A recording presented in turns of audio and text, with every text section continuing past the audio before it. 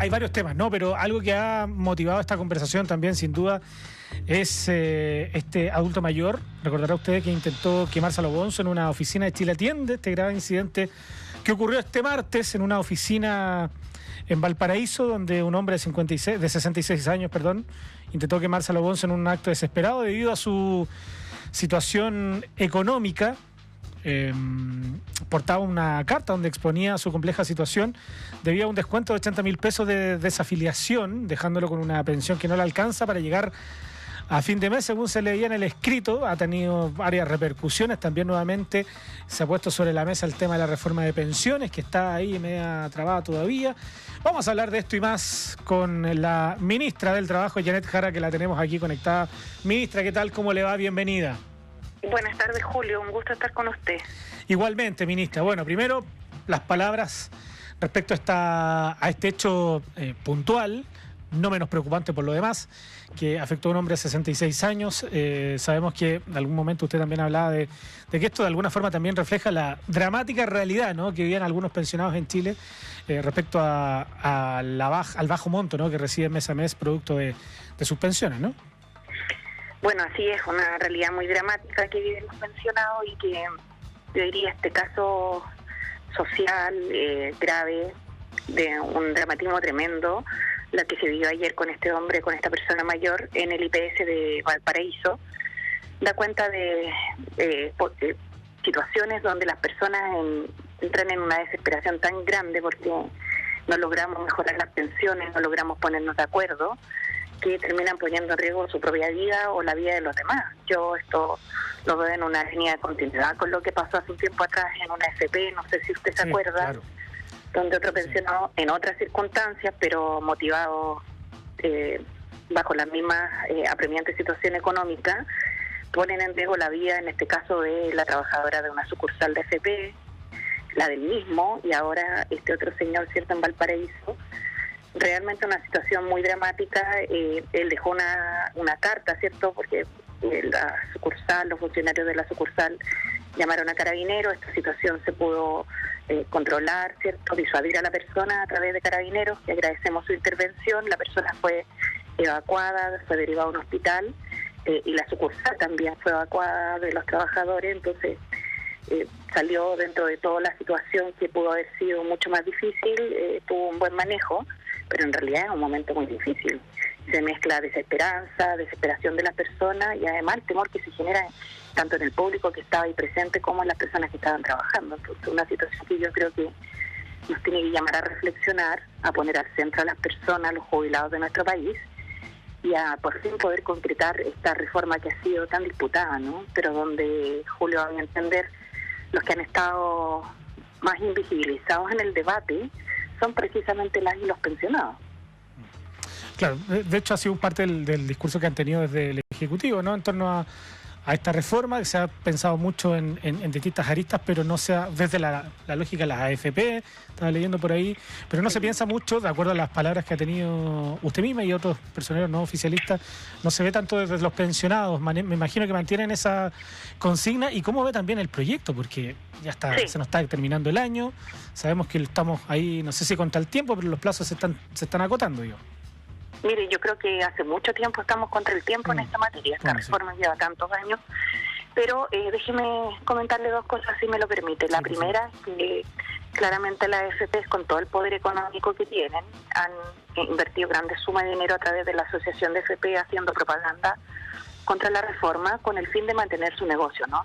A las AFP les va extremadamente bien en este país y hacen todo lo que pueden para detener los cambios. La invisibilización de la realidad de los jubilados yo creo que ha sido también consecuencia de una estrategia, ¿no? Dejar al margen de esta discusión a quienes son los principales afectados de las bajas pensiones. Uno lo ve permanentemente, siempre cada uno de los auditores, me imagino, en la radio, deberá tener algún familiar, algún vecino, algún conocido que vive esta realidad, sobre todo una mujer pensionada, que son las que están más dramáticamente perjudicadas. Pero es deber, ¿cierto?, de quienes estamos en política pública, hacernos cargo de esta realidad. Y nosotros suscribimos un tiempo atrás un protocolo de tramitación de la reforma previsional con la oposición, para efectos de tener este proyecto de ley despachado del Senado en el mes de enero. se nos consultó en su minuto por qué cedíamos a darle estos meses a la oposición, ¿cierto? Y no pedíamos, exigíamos que se votara inmediatamente aunque se opusieran. Y yo quisiera señalar al respecto que, en primer lugar, porque en el Senado quienes deciden qué proyectos se ponen en tabla para votar son quienes tienen mayoría en esa comisión. Y en este caso la mayoría la tiene la derecha, por tanto dependía de ellos ponerlo o no en tabla y no había disposición para ponerlo en tabla. Y lo segundo es porque en esta tarea que el presidente Boric me ha encomendado, hay que jugársela todo lo posible y poner todo el esfuerzo que esto salga adelante, porque las personas de excusas no viven, de disputas políticas no viven, sino que viven de un ingreso, y ese ingreso es el que los tiene desesperadas y desesperados. Así que yo espero que honremos nuestra palabra junto con la oposición y cumplamos no solamente en tiempo, es decir, durante el mes de enero el despacho del proyecto, sino que ojalá también de fondo. Y esto quiere decir que se puedan subir las pensiones también de los actuales jubilados, y no solo para el futuro, Julio, porque ya hay bastantes medidas que se han ido aprobando ante referéndum que son para el futuro. Se va a incrementar además el ahorro previsional, pero tenemos cerca de 1,5 millones de personas, dentro de las cuales poco menos de la mitad son mujeres, que tienen un profundo daño previsional y que necesitamos hacernos cargo de ellas. Ahora, ministra, la discusión propiamente tal, porque algunos han dicho, no sé, uno se pone a leer, ¿no? Y hay analistas que dicen que tampoco es que le quieran dar digamos, aprobar esta reforma en función de las aspiraciones que tiene el Ejecutivo. También es como darle un triunfo al Ejecutivo y algunos no sé si estarán dispuestos a eso, por más que el tema de fondo sabemos que es relevante para millones de personas, ¿no? Me imagino que la discusión ahí se complejiza mucho más, además entendiendo que hay temas de fondo que generan muchas distancias en esta reforma entre ambos sectores. ¿Cómo se está lidiando eso? Digo? Pues no es bueno, usted sabe más que yo, no es una tramitación fácil, digo. No, sí, no es fácil, pero sabe, estamos con persistencia en el tema, porque como le decía, no sacamos nada con la excusa a la ciudadanía.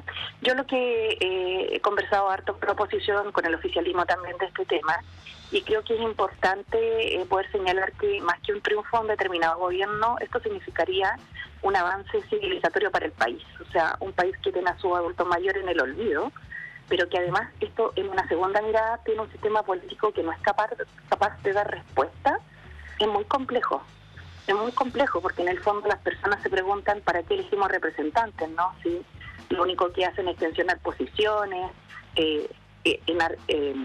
resaltar las diferencias y no buscar los acuerdos.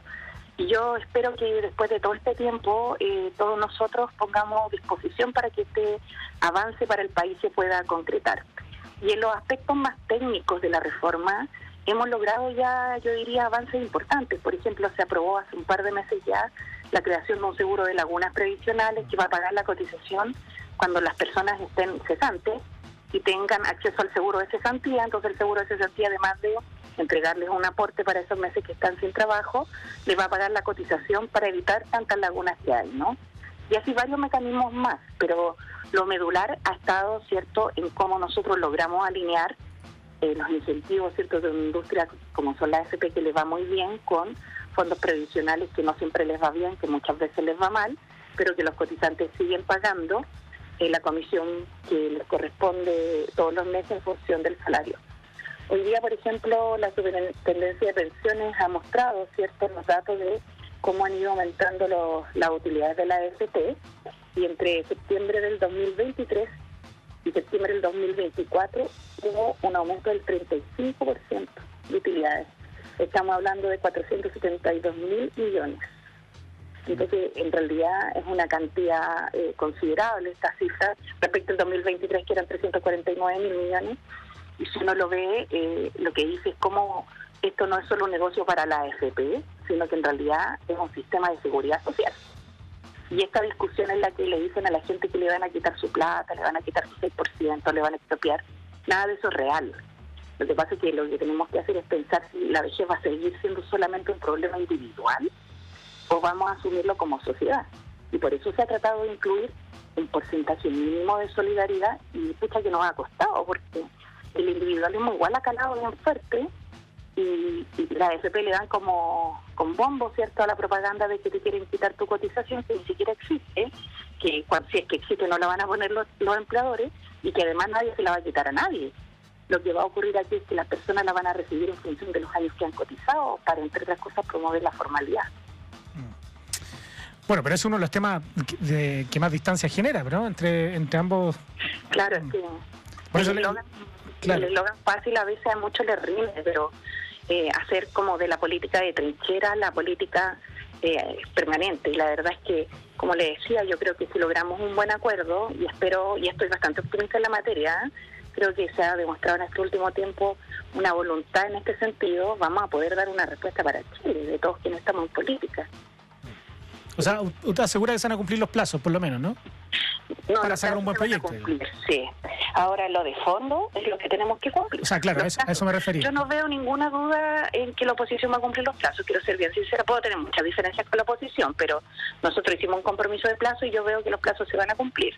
El tema es que tenemos que terminar de ponernos de acuerdo en detalles no menores que nos quedan, y para eso quedan pocos días. Yo espero que lo logremos, porque realmente casos como la de esta persona mayor que ayer vivió esta situación, como señalaba de la persona que la otra vez, cierto, estuvo en un administrador de fondo de pensiones en una situación crítica también, y de lo que a uno las personas le dicen en el diario vivir, en el día a día, en la calle, acá mismo en el centro de Santiago, realmente yo creo que no hay nadie que pueda quedar indiferente a esta realidad, que es muy dramática, que algunos a veces prefieren cerrar los ojos y seguir de largo, pero que a la gran mayoría de los chilenos y chilenas sabemos que las personas mayores no pueden quedar en el olvido. Yo, mire, un ejemplo, Julio, esta reforma lo que busca es beneficiar a quienes más han cotizado. Lo digo porque cuando la presidenta Bachelet muy visionariamente creó el Pilar Solidario, las primeras y principales beneficiarias fueron las mujeres dueñas de casa, ¿no? Las que trabajando no recibían un sueldo y por tanto no cotizaban, trabajando en las casas. Hoy día tenemos otra situación en la que las personas que cotizando tienen aún bajas pensiones con tasas de reemplazo muy bajas. Y siempre lo ejemplifico con el típico caso de las profesoras de Estado, ¿no?, que cotizaron 30, 35, 40 años y su primera pensión respecto de su último sueldo las hace caer en pobreza. Entonces, si queremos promover la formalidad y la cotización, las pensiones tienen que mejorar. La gente tiene que sentir que su esfuerzo de ahorro vale la pena. Espero que nos encontremos con la oposición. Por persistencia y convicción no nos vamos a quedar. Bueno, esperar que avance bien este proyecto, queda poco tiempo, los plazos se están ahí terminando. Usted dice, bueno, se terminaron hace mucho rato en función de la urgencia social, ¿no? Pero bueno, ahí hay que esperar. Lo último, ministra, en función de este caso puntual y el caso que usted mencionaba de esta... ¿qué pasa con esas personas, digamos, en función de su reclamo? Digamos, ¿hay algo que se pueda decir respecto a eso, no? Como si hay algún tipo de, no sé, excepción, un trabajo especial con ellos, para ver situaciones caso a caso, o estamos hablando de algo que en rigor, en función del sistema, no hay mucho que hacer. Mire, en realidad la situación de la persona de ayer, nosotros la hemos analizado, vamos a tratar de tomar algunas medidas, pero la dificultad es que es la situación de la gran mayoría de los pensionados. Que viven casi solo de la PGU, que es un gran aporte. La contribución que se hizo a la ampliación del Pilar Solidario, que se hizo en el segundo gobierno del presidente Piñera, fue un gran aporte porque apoyó mucho a la gente, pero no es suficiente. Ese es el punto. Y ahí, por ejemplo, un dato bien dramático, a mí al principio cuando lo decía Julio me llamaban de todos estos medios que son para verificar si lo que uno dice es verdad o no, porque cuesta creerlo. Pero entre el 2017 y el 2021, la mitad de las mujeres se pensionaron con 48.000 pesos o menos. Y si nosotros miramos la estadística del mes pasado nomás, como de la gente que se pensionó, la mitad de las mujeres se pensiona con 50.000 pesos o menos de su AFP. Sí. Luego viene la PGU y algunos dicen que es suficiente con la PGU, pero yo le puedo asegurar que aquellas personas que dicen que es suficiente con la PGU no viven con 200.000 pesos. No, claro, absolutamente. Entonces, predicar con la realidad de otros a veces es muy fácil, pero cuando logramos, cierto, mantener los pies puestos en la tierra y conocer la realidad concreta de cómo viven los pensionados, la verdad es que uno ahí se da cuenta que hay que hacer algo urgente y pronto. Y yo espero que con la oposición honremos el compromiso que tenemos, cumplamos con nuestra palabra y saquemos una reforma que nos permita, sobre todo, reconocer a quienes habiendo cotizado harto, su primera pensión les genera una tasa de reemplazo muy baja que las hace caer en pobreza. Principalmente las mujeres de nuestro país, que además se les castiga por vivir más, son cosas bien insólitas. Eso es parte de la diferencia de tener un sistema en el cual cada uno resuelve su problema individualmente, o asumimos que las personas mayores, en parte, también tienen que ser apoyadas por la sociedad. Y ahí hay un cambio cultural, ¿cierto?, muy relevante que tenemos que hacer que opere en nuestra sociedad, porque vamos envejeciendo, y algún día le va a tocar a cada uno de los auditores de la radio seguramente llegar a esta situación. Y estar solo en esta situación o sola, créanme que es mucho más difícil. Así que espero que se fortalezca en algo nuestro sistema, pase en algo a la seguridad social, y que por otro lado todo lo que son las grandes utilidades de la AFP se equilibren, ¿cierto?, a lo que debe ser la lógica de una utilidad adecuada, y haya más alternativas, ¿no?, para que los afiliados puedan efectivamente elegir y no estén obligados solamente a un puro sistema, que eso es la AFP del día. Bueno, una discusión que está ahí presente, esperemos, independiente del resultado, que sea positivo, por supuesto, que salga luego esta reforma. Sabemos que independiente de las visiones que uno puede tener, es necesaria una reforma, ¿no? Y de ahí nace esta discusión y de ahí también esta conversación. Y bueno, los tristes y lamentables casos que hemos visto estos últimos días con personas que han tomado medidas extremas, poniendo también en riesgo su seguridad y la de otros, producto de este mismo contexto. Ministra del Trabajo, Janet Jara, muchas gracias por conversar con nosotros a esta hora de la tarde aquí en Biobío. Muchas gracias, Julio. Muchas gracias por el espacio. Que esté muy bien. Un abrazo grande, que le vaya bien.